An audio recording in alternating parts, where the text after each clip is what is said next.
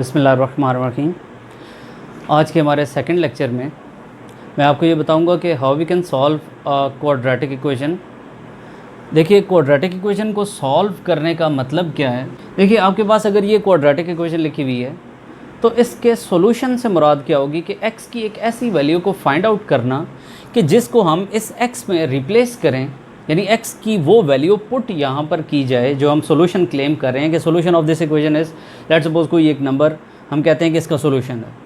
तो वो नंबर जब हम यहाँ पर सब्स्टिट्यूट करें तो ये स्टेटमेंट जो बने वो एक ट्रू स्टेटमेंट बने, तो वो नंबर कहलाएगा कि वो सॉल्यूशन है इस क्वाड्रेटिक इक्वेशन का।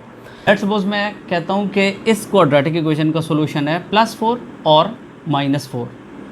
तो देखिए कि अगर मैं यहाँ पर 4 पुट करूँ तब भी ये स्टेटमेंट को ट्रू होना चाहिए, और अगर मैं -4 इस जगह पर सब्स्टिट्यूट करूँ तो भी ये स्टेटमेंट को ट्रू होना चाहिए। तब इसका मतलब ये लिया जाएगा कि ये दोनों वैल्यूज़ इसका सॉल्यूशन बनती हैं।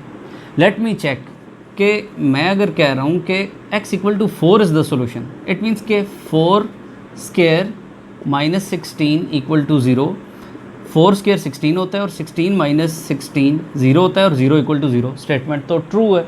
इट मीन्स कि ये जो सॉल्यूशन मैं क्लेम कर रहा हूँ ये एक ट्रू सॉल्यूशन है। अब मैं x की वैल्यू -4 लेकर चेक करता हूँ कि क्या ये मेरे इस इक्वेशन को ट्रू बनाती है, स्टेटमेंट को, कि नहीं। -4² -16 = 0। इसमें अब आप देखिए -4 का स्क्वायर 16, 16 - 16 = 0, 0 = 0। अगेन इसने भी ट्रू बना दिया। तो हम कहेंगे कि solution of this equation is +4 और -4, और इसको हम सॉल्यूशन सेट में इस तरह से लिख देंगे +4 और -4। अब देखिए कि ये जो सॉल्यूशन मैंने फाइंड आउट किया, अगर यही कोई क्वाड्रेटिक इक्वेशन कोई बड़ी कॉम्प्लिकेटेड से होती, 7x² + 11/17 x + 29/34 = 0।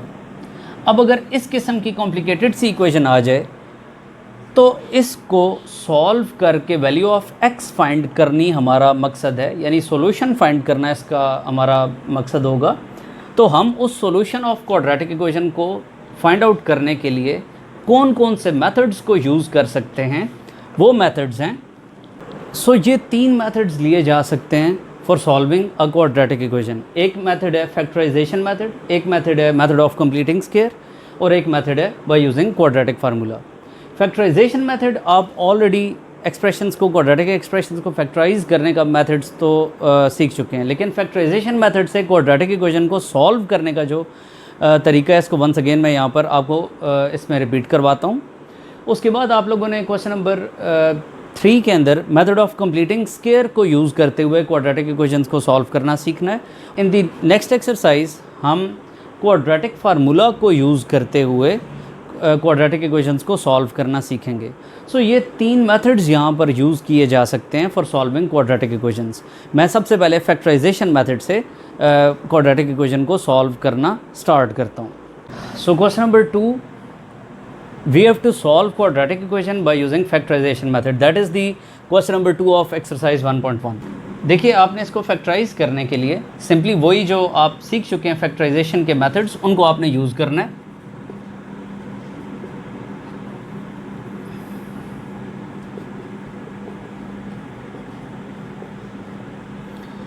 ये आप देख रहे हैं कि इस तरह से मिड टर्म को ब्रेक करके, और फर्स्ट 2 में से आप x को कॉमन ले रहे हैं, नेक्स्ट 2 में से आप 4 को कॉमन ले रहे हैं, और इस तरह आप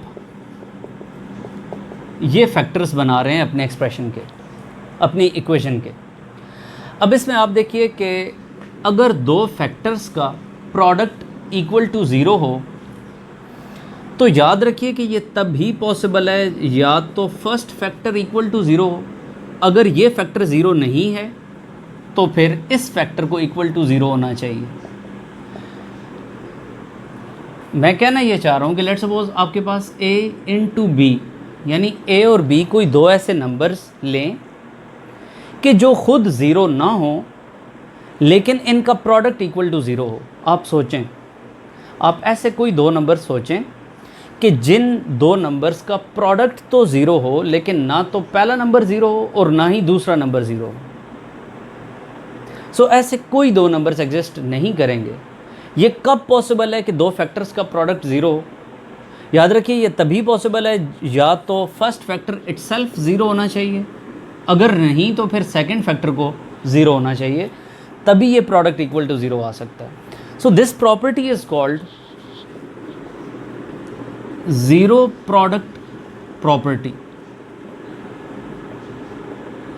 हम ज़ीरो प्रोडक्ट प्रॉपर्टी को यहाँ पर यूज़ करेंगे और हम कहेंगे कि इन दो फैक्टर्स का प्रोडक्ट इक्वल टू ज़ीरो है, तो ये तभी पॉसिबल है कि या तो first factor equal to zero होना चाहिए, नहीं तो फिर या x+4 को इक्वल टू ज़ीरो होना चाहिए। तो अगर हम इस बात को देखें तो इसके थ्रू वैल्यू ऑफ x हमारे पास 5 आ रही है और इसको देखें तो वैल्यू ऑफ x हमारे पास -4 आ रही है। इसका मतलब ये हुआ कि x की वैल्यू 5 लेकर यहाँ पर पुट की जाए तब भी ये ट्रू स्टेटमेंट बनेगी, और x की वैल्यू -4 लेकर यहाँ पर पुट की जाए तो तब भी ये स्टेटमेंट ट्रू होगी। इट मीन्स के x = 5 और x = -4 are the two solutions of this quadratic equation. तो सॉल्यूशन सेट में आप इन दो सॉल्यूशंस को पुट कर देंगे, 5 और -4। देखिए जी, अब इसका सेकंड पार्ट आ रहा है। अगेन आपने फैक्टराइजेशन मेथड यूज़ करना है, तो उसको यूज़ करने से पहले standard form of quadratic equation पहले जनरेट की जाएगी। उसके लिए आप देखिए सिंपल मल्टीप्लाई करेंगे, 3y² y × y is y² - 5y, 3y² - y² + 5y = 0, 3y² - y² 2y² + 5y = 0। अब देखिए कि ये इक्वेशन अपनी स्टैंडर्ड फॉर्म में कन्वर्ट हो चुकी है। अब आप इस जगह पर y को कॉमन लेंगे, 2y + 5 = 0। अब आप देख रहे हैं कि इन दो फैक्टर्स का प्रोडक्ट इक्वल टू 0 है। ये कब 0 हो सकता है? या तो फर्स्ट फैक्टर इक्वल टू 0 हो या फिर सेकंड फैक्टर इक्वल टू 0 हो। अगर ये ट्रू है तो y की वैल्यू 0 है, और अगर ये ट्रू है तो y की वैल्यू -5/2 है। So these two are the solution of the given quadratic equation. So 0 and -5/2 are the two solutions of quadratic equation. So third part of question number 2, देखिए ये क्वाड्रेटिक इक्वेशन लिखी हुई थी, आपने इसको पहले तो फैक्टराइज करने के लिए स्टैंडर्ड फॉर्म में कन्वर्ट करना है। स्टैंडर्ड फॉर्म के लिए आपको तमाम टर्म्स को इक्वल की एक साइड पर शिफ्ट करना है।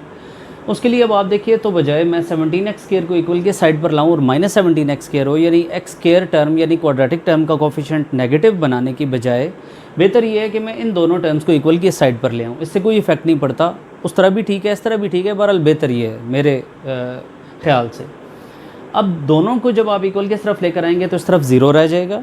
अब इक्वल टू 0 बजाय इस तरफ लगाने के आप इक्वल के इस तरफ लगा सकते हैं, ठीक है। अब आप इसकी मिड टर्म को ब्रेक करेंगे। फैक्टराइजेशन आप ऑलरेडी सीख चुके हैं, तो आपने इसको फैक्टराइज कर दिया और उसके बाद उसी तरह से ज़ीरो प्रोडक्ट प्रॉपर्टी का यूज़ किया और 2 वैल्यूज़ ऑफ x फाइंड करके सॉल्यूशन सेट में पुट कर दी। चलते हैं क्वेश्चन नंबर 4 की तरफ। पार्ट नंबर 4 है, ये क्वाड्रेटिक इक्वेशन दी हुई है, आपने इसको स्टैंडर्ड फॉर्म में पहले कन्वर्ट करना है, इक्वल के इस तरफ इसको लेकर आएँ, मिड टर्म को ब्रेक करवाएं, उसके बाद आप फर्स्ट 2 टर्म्स में से x और नेक्स्ट 2 टर्म्स में से 8 को कॉमन ले रहे हैं। ज़ीरो प्रोडक्ट प्रॉपर्टी को यूज़ करते हुए आप इन दोनों को इंडिविजुअली इक्वल टू 0 पुट करके वैल्यू ऑफ x फाइंड करके सॉल्यूशन सेट में पुट कर रहे हैं। फिफ्थ पार्ट की तरफ चलते हैं। इसमें भी अब आप देखिए तो आपको पहले तो स्टैंडर्ड फॉर्म में कन्वर्ट करना पड़ेगा। स्टैंडर्ड फॉर्म के लिए आप LCM लेंगे, x × x + 1 x+1² + x² = 25/12, x² + 2x + 1 + x²। देखिए आपने इस पर a + b² का फार्मूला अप्लाई किया, डिनोमिनेटर में x² + x = 25/12, x² + x² 2x² + 2x + 1 / x² + x = 25/12।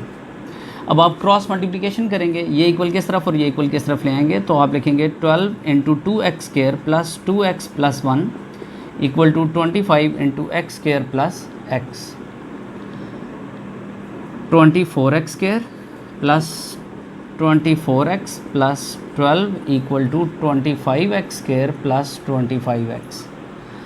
अब ये सब कुछ इक्वल की इस तरफ ले आएँ तो 0 = 25x² + 25x - 24x² -24x - 12। अब आप देखिए तो 25x स्क्वायर में से 24x स्क्वायर सब्ट्रैक्ट करें, x square plus 25x - 24x simply x आ जाएगा। उसके बाद आप देखिए -12 इक्वल टू 0 बजाय इस तरफ लगाने के आप इस तरफ लगा सकते हैं। अब आप इसको फैक्टराइज करेंगे, आप देखेंगे x square plus 4x - 3x - 12 equal to 0। First two में से आप x को कॉमन लेंगे, नेक्स्ट टू में से आप -3 को कॉमन लेंगे और ज़ीरो प्रोडक्ट प्रॉपर्टी का यूज़ करेंगे फैक्टराइज कर लेने के बाद। So x - 3 into x plus 4 equal to 0। Applying zero product property, x - 3 is 0 और x plus 4 is equal to 0। So x is 3 और x इज़ -4। तो अब आप देखिए तो सॉल्यूशन सेट आपके पास आ रहा है -4 और +3। सीक्वेंस कुछ भी हो सकता है, 3 पहले लिखें -4 बाद में लिख दें, इससे कोई इफेक्ट नहीं पड़ता। देखिए क्वेश्चन नंबर 2 का लास्ट पार्ट करते हैं। अगेन फैक्टराइजेशन मेथड को यूज़ करना है और इसको सॉल्व करना है। पहला स्टेप क्या होगा कि आप इसको स्टैंडर्ड फॉर्म में कन्वर्ट करने के लिए एलसीएम लेंगे।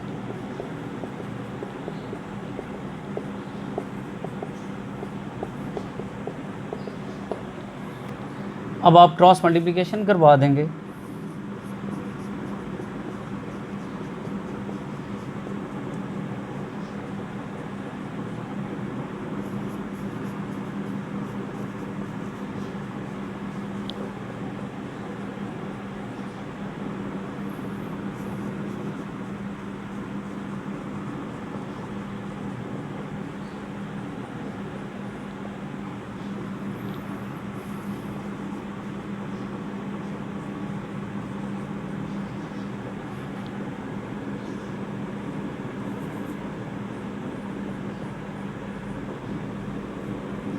इस स्टेप पर आप देख सकते हैं कि हमारी क्वाड्रेटिक इक्वेशन अपनी स्टैंडर्ड फॉर्म में कन्वर्ट हो चुकी है।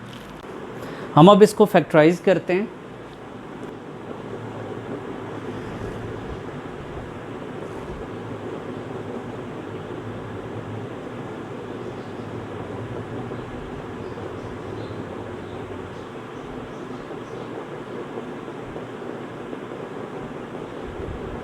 अब ज़ीरो प्रोडक्ट प्रॉपर्टी को यूज़ करते हैं। फर्स्ट फैक्टर इक्वल टू 0 और सेकंड फैक्टर इक्वल टू 0। इधर से आप x की वैल्यू 5 फाइंड कर रहे हैं और इधर से आप x की वैल्यू 3/2 फाइंड कर रहे हैं, जिनको आप सॉल्यूशन सेट में पुट कर देंगे। So that's the end of today's lecture. Hope so कि आपको क्वाड्रेटिक इक्वेशन का सॉल्यूशन फाइंड करना बाय यूजिंग फैक्टराइजेशन मेथड, ये सारा टॉपिक क्लियर है। Thank you so much for watching. अल्लाह हाफिज़।